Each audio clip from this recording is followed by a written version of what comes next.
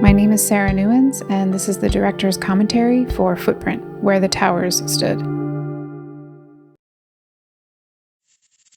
Essentially, Footprint is an observational portrait of the World Trade Center Memorial. I'd had the idea in the back of my mind for a very long time, actually, that I wanted to make a purely observational film about a space rather than a character. But it wasn't until I visited the memorial grounds for the first time since the fountains were completed that it just occurred to me this is the perfect space to explore both visually and sonically, and just observe the human condition, really, since people were interacting with the space in so many different ways. One of the things that I knew going into it was that I wanted to cover the arc of a day, but I also wanted it to feel very experiential, as if you're wandering through the space. I also knew the film would open with a plane flying overhead because it was just an astounding thing to be on the grounds and hear and see them approaching. It's also the first image in the film that, I think of as almost like a flashback where, as a viewer, you can almost imagine, those last moments on September 11th before everything changed.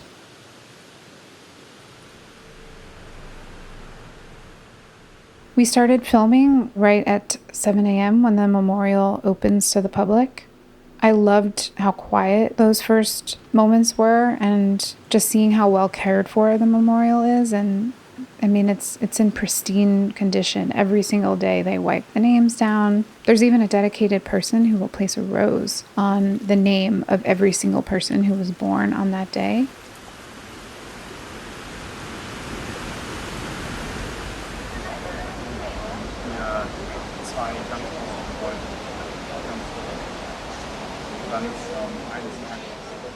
And so while I wanted to be open to what was unfolding before us, I also, in my mind, had several moments that I wanted to try to recapture. And actually, I think this, in a lot of ways, was the impetus for the film. When I was just a visitor, I had overheard a conversation between a father explaining to his young daughter, maybe 6 years old, explaining 9/11 to her.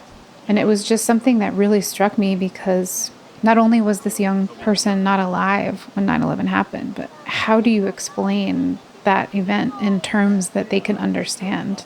And how much do you reveal? And as a parent, how do you decide how much evil to acknowledge in the world? Zeig dir, wenn du größer bist, sind viele Leute gestorben. So you know what hijacking a plane is? Like these terrorists, they broke into the cockpit and then they took over flying the plane. So that's how they got the planes to fly into here. And they also flew into the Pentagon. And then there was one more plane. The passengers on that plane, they fought back. They saved that plane from going and crashing into the U.S. Capitol. Those people are heroes. Let's start heading over there. And then two weeks later, we went to war in Afghanistan. All kinds of fighter jets and bombs and tanks. So one of the things that I noticed a lot were people just looking up for long stretches of time. And I just kept wondering, what they were imagining or envisioning. And so when I came across this young boy staring up for so long, wondering what they're seeing, it was another one of those flashback moments that was deeply haunting. For me, it conjured images of those who perished by jumping from the towers rather than burning alive. It's such an indelible image. And for me, it's a very gut-wrenching moment in the film. And by not cutting away, your imagination is given that ability to fill in the blank.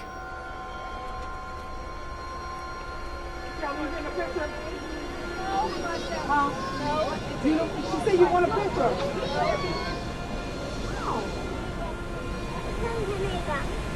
So this section also focuses a lot on the incessant documenting of our lives. And I wanted to hit that note in addition to the opening montage because it was just, not only was it just so present visually, but it made me start to think a lot about how much technology has taken over our lives since 9/11 and You know, I was looking for just a lot of moments where you could contemplate both what has changed and what has stayed the same.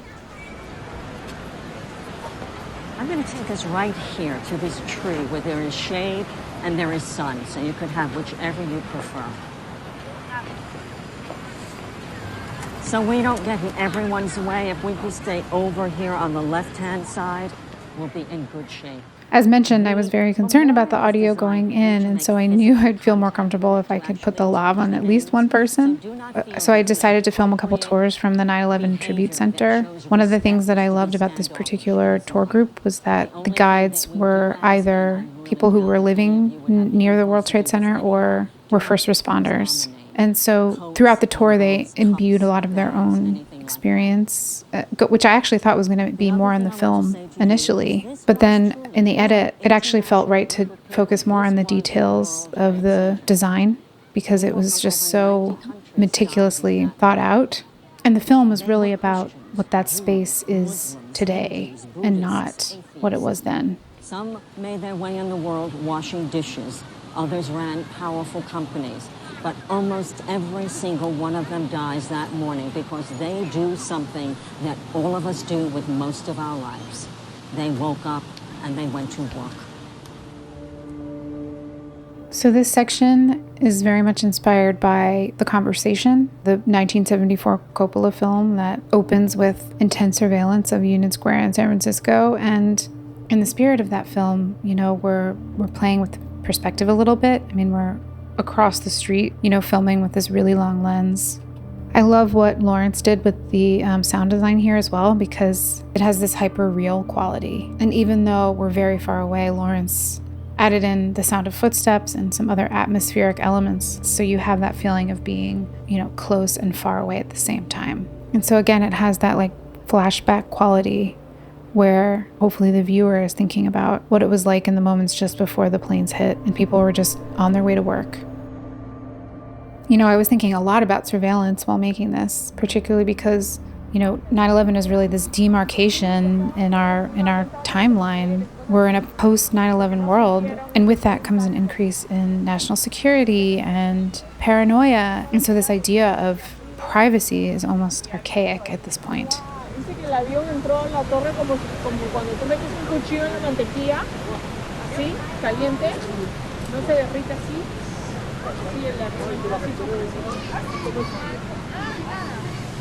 What is this over there? The white thing? The white thing is a train station. I love this moment because it's very indicative of a lot of conversations that are happening around the fountains, observations of details and the architecture, like the Oculus that they're looking at here. But then, you know, in just a split second, the conversation shifts back to the present and they're ready to go get pizza. And I love those kinds of juxtapositions that speak to how life has evolved. All right, pizza time.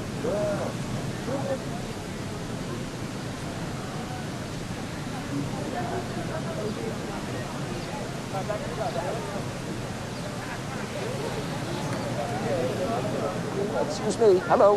Hello, hello, hello. There's no smoking on the plaza. No smoking on the plaza. That's quite all right. Thank you. So, I want to talk to you about the pools. Directly in front of you. So this tour I love filming. Elliot here, the tour guide, is a classic New Yorker.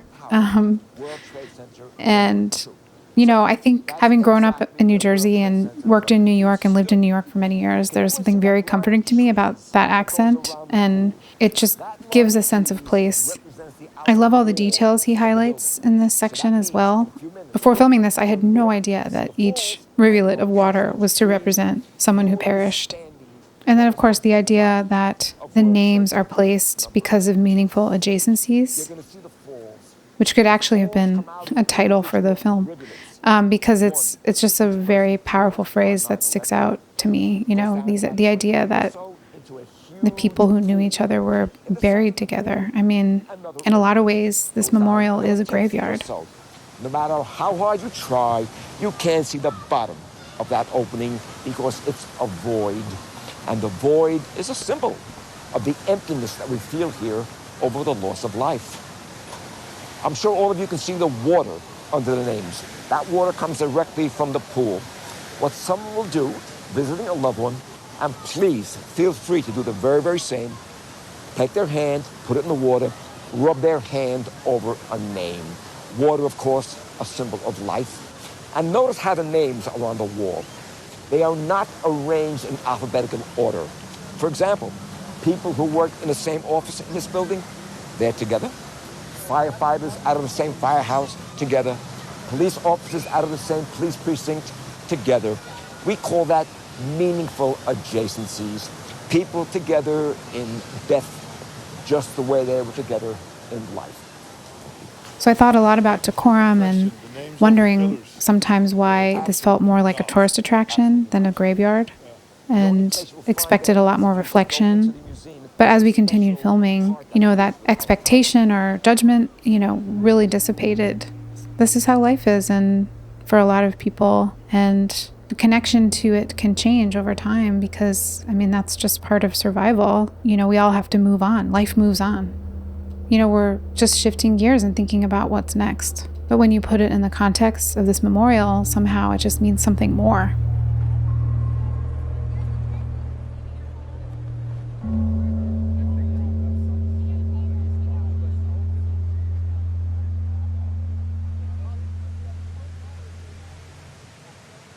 So we had a very small crew for this shoot. My DP, Mario Forloni, was there, and he was filming on his C300, and the majority of it was shot on a 400mm lens so that we could be as invisible as possible and try to capture really authentic interactions.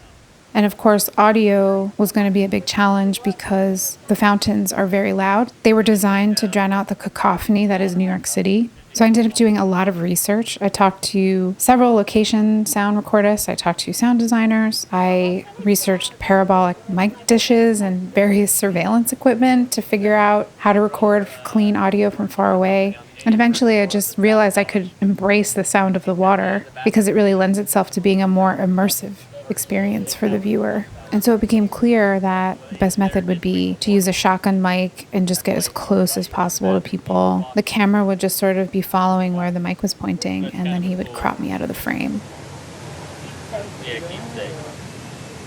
I can imagine it'd be hard as someone when you hear the stories of people, like why they couldn't go to work that day. And this moment in particular is a great illustration of that, split-second shift from reflecting to just living a regular day.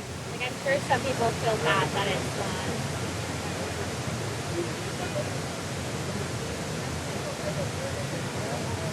We want to get a picture of this one, Doctor?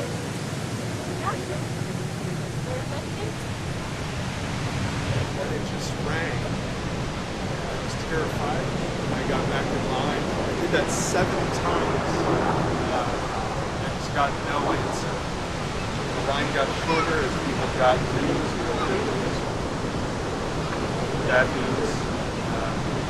8th time in front. Remember, I got to the front. I'm going to call his Jersey office to see if anybody there knows where he is. What his deal was. Where everybody was. And I called, and on the first ring, he picked up, and I wept. So this moment I love so much because we did not pre-arrange to film this tour. And again, Mario can't hear what's being recorded. So, he's standing far away, very, very carefully choosing where the camera is going to go next. And when I got back into the edit and synced this moment up, I just could not believe that Mario instinctively panned just at the tail end of his story to get the reaction of the people that he's speaking to. And that's partly why this experiment was so satisfying, because there were just these very serendipitous things that happened throughout filming.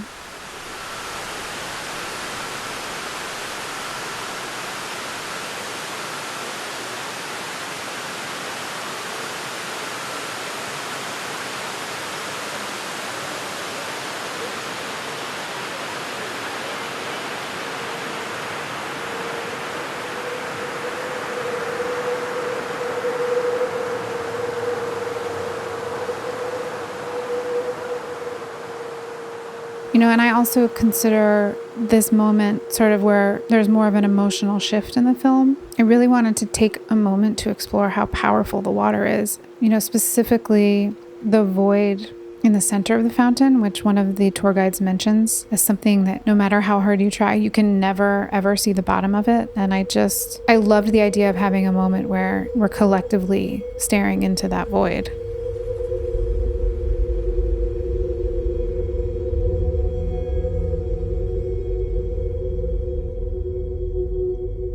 For as many people that were checking their cell phones or on their lunch break, there were other people who were having very moving experiences within the space. And so I wanted to build towards that. For example, there was one man who literally went around and touched what seemed like every name on the memorial. And to me, I thought that was such a beautiful display of empathy. I give so much credit to Mario here. This is a purely visual moment and a visual story. At first you think it's an emotional moment until you realize that he's cracking her back. He pans over to a woman who's crying, who's standing right next to them. And at first they don't see her, but then they do. And, I think it's such a powerful reminder of how we choose to tune in or tune out of our surroundings every single day. We make that choice.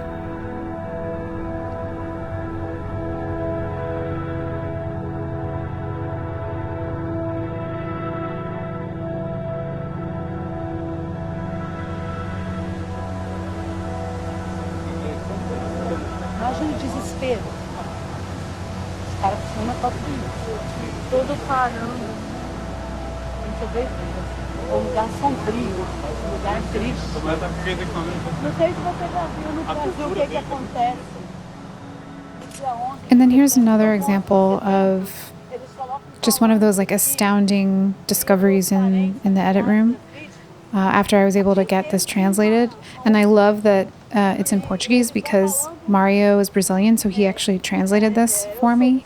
It was so much more beautiful and profound than I could have ever scripted.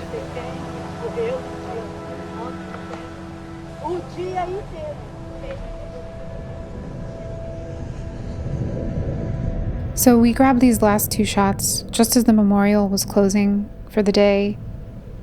I knew I wanted them to be very still and quiet. And so they were actually trying to kick us out when I saw this guy pulling out the flags. And I was just like, we have to get this. And so, we got it by the skin of our teeth. I knew immediately that this was going to be the last shot of the film. And I'm so grateful that we got it because it's one of those perfectly poetic visual endings to a film.